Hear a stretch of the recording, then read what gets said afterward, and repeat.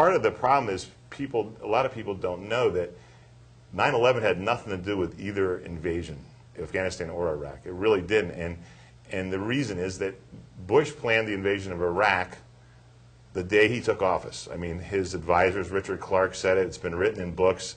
The Downing House memo had all this stuff in there that they were trying to find a way to invade Iraq. They wanted to invade Iraq. The day before 9/11, the orders were on his desk to invade Afghanistan on September 10th. So they had planned all this stuff before 9/11, okay? The reason that they were, so people say, well, why were we going to invade Afghanistan? Okay, because they could, people say, well, Iraq, the Saddam Hussein is the bad guy, but why, and you mentioned the Taliban, they were our allies for many, many years. We were sending them money. In fact, $50 million in July of 2001, we sent to the Taliban. They were on our side. They were on our side till the end. There was just like Saddam Hussein. He was just like Saddam Hussein, right. They were our friends. We had economic ties with them, and that's really what I think is the problem, is that we broke a big business deal with the Taliban. Okay, there was a pipeline deal, Unocal, a 500, I want to say billion, but it might be 500 million. It was a lot of money, more than I can count. And this is well documented that we sent a guy over, and they had turned the tables on us and signed an Argentinian company to bring this natural gas from Turkmenistan through Afghanistan to the Caspian Sea. And we sent a guy over in July, and he said to them, this is like well documented, he said, you have a choice. We're either going to carpet your country with gold or with bombs. And this was about the pipeline deal. It had nothing to do with terrorism. It had nothing to do with 9/11. It was in July of 2001. That's why there were orders on the desk on the 10th of September. We were going to invade because they backed out of a very, very lucrative business deal that just happened to have the backers of John Sununu, Rumsfeld, and a couple other, the neocons that were in office had backed this deal with lots and lots of money. So they backed out of that deal. A lot of people will also point to the opium trade. The Taliban had totally shut down the opium fields. And it's big money worldwide. It's big cash flow. So right now, like you mentioned, we're there because we don't want the Taliban in power. They were the political party, kind of like the Democrats or the Republicans. They were the ones in charge of the government. We got mad at them because of this business deal. We don't want them to gain power again. We've installed Karzai as our president that we wanted in there, and he just happens to be one of the executives of Unocal. A strange coincidence. And I guess we recently found out 2 days ago that his brother has been paid by the CIA for 8 years and happens to be working with the drug lords. So all these things kind of intertwine. But it has nothing to do with terror. It has nothing to do with 9/11. This is what it's about. We are over there to keep the Taliban out of power. Okay. And somebody joked or said, why, if we really wanted Osama bin Laden, would we announce it to the world? Everything else is top secret. Because we really didn't want him, I mean, we gave him a chance to get out. But, people need to know why they're going over there, And I think that's the reason. A part of this, the psychological bent of some of our young people. As you mentioned, this young man, he said he didn't know why he was going over. He was just going over there to kill people. And what kind of a person, or what are schools turning out if we've got young people that don't care why they're going somewhere, they just want to go kill people? Well, you have to look at the school system now. The feds totally have their hands in it. I mean, look at the football games. The ROTC's out there marching around. I mean, that didn't happen when I was in high school. The ROTC wasn't around in the football games or the sports events. It's kind of a scary situation, And what about the Obama with the required service now of our children that's going to start to happen, or that they're talking about?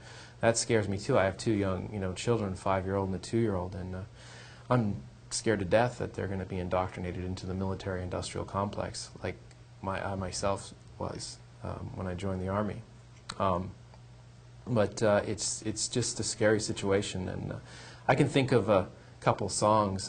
One is by the Rustic Overtones. It's called "Letter to the President," and well, the other one I forgot now. But there's some good songs because I'm dealing with the music and stuff that sing about these particular situations.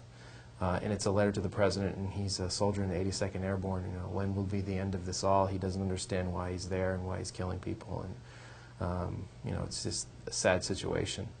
But there, you know, there are solutions, I think, that we can. But you have personal experience in the Army. Yeah, I was a helicopter crew chief on the Chinook, and I believe recently, just in the news, there was 14 soldiers that were killed on a recent. I think it was a helicopter Chinook that crashed. You'll have to forgive me after the Ron Paul campaign there, after they railroaded his campaign, is sort of tuned out of the mainstream media. And I've been quite busy with my website lately with Free Vermont Radio, and so the music and stuff that's up there is really good. And yeah, I was in the military for 3 years. I didn't serve in Iraq or Afghanistan.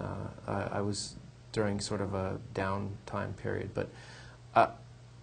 I look at my two children and think, I don't want them to go in the military. I bought into the whole patriotism, false patriotism that was laid on me, and I thought that by going into the military I would be, you know, considered a hero and serving my country. And you know, basically the schools took whatever Vermont heritage I had and made me into a nationalist. You know, U.S. empire nationalists, and so that's what happens in the schools, and it's not a good thing, and I don't think there's a solution to it now. We have what Race to the Top now, instead of No Child Left Behind. We have Race to the Top, where all the liberals were all happy that, you know, we're getting Barack Obama. He's going to do away with No Child Left Behind, and now he's putting in place Race to the Top, which apparently I've heard is like worse than No Child Left Behind. So they've got to be frustrated with Obama, you know, promising all this stuff and completely, you know, doing a 180 on everything. Which I could, you know, originally I was an Obama supporter in the very beginning, because he was the only one talking about getting the soldiers out of Iraq and ending the wars.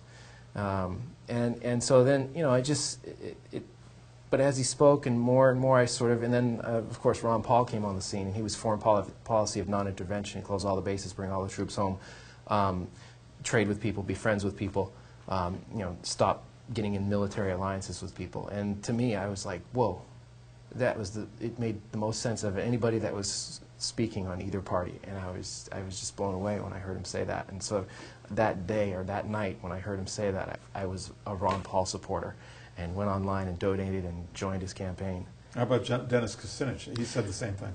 You know, I heard that later. Yeah, it was Dennis, and I think Dennis and Ron are very friendly with each other, and they work together. Yes, I would agree. Either Dennis Kucinich, those were, in my opinion, the only two real candidates running for office, Dennis Kucinich and Ron Paul. They were the ones telling the truth, and it's unfortunate that the American people somehow, or the mainstream media, sort of railroaded both of those campaigns and sort of propped up the candidates that they thought were giving the corporate message or the corporate control of whatever. It's just sad that that happened. We have an alliance of right and left here, though, because Dennis and Ron have different economic theories, don't they? Well, but I think that Ron Paul and Dennis agreed, though, on the foreign policy and bringing all the money. See, now Ron Paul, of course, wanted to institute a number of different changes. Of course, all of those wouldn't have been able to be put in place, but it would have been the new left. It would have been the revolution, the new center. I mean, not the new left, but the new center, where the right and left were working together in a different center. And, you know, if you close all the bases and bring all the troops home and stop spending all that money on our foreign policy, what could we have done with that? Rebuild our bridges? Could we have, you know, health care, schools, all of that stuff? And that would have fit right into Dennis Kucinich, and they could have worked together because they could have compromised easily on those situations. You know, you give and take, and the center's been compromised with our current right and left. They've merged. It's the same party, and my uncle likes to call them the Republicrats.